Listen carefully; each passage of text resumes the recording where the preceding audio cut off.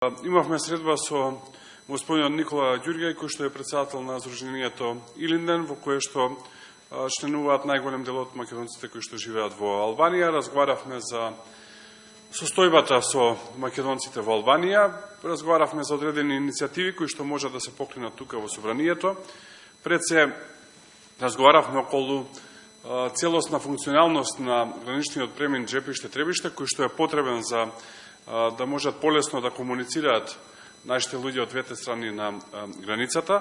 Тој граничен премин во моментов не работи во полно работно време, односно работи само од 8 часот наутро до 18 часот попладне во зима и од 8 часот наутро до 19 часот попладне во лето.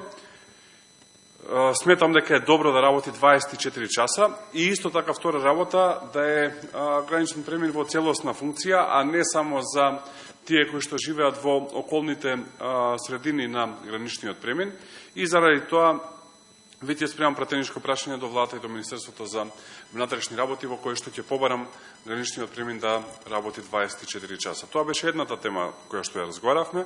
Втората тема е во однос на состојбата на македонците во Албанија. Сметам дека е потребно македонската влада да даде поголема поддршка на активностите кои што ги имаат македонците во Албанија преку програмите кои што ги има Министерството за надворешни работи, пред се за поддршка на македонците кои што живеат во соседните држави.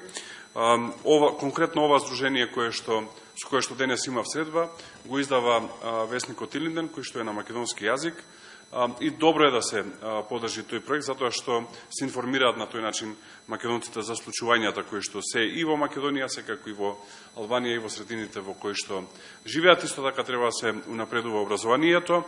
Од опозиција тоа е она што можеме да го направиме во моментов. Се надевам дека после изборите и формирањето на влада предводена од ВМРО-ДПМН ќе можеме да правиме многу повеќе активности. Благодарам.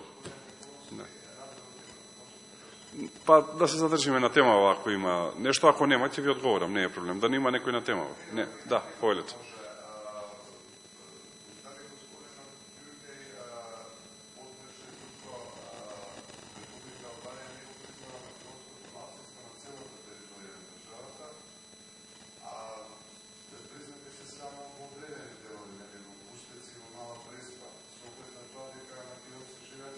Точно. Има и во Тирана и така натака. Тоа е една континуирана борба која што трае. Македонската заедница мислам дека е добро организирана во Албанија, секогаш може и подобро се разбира.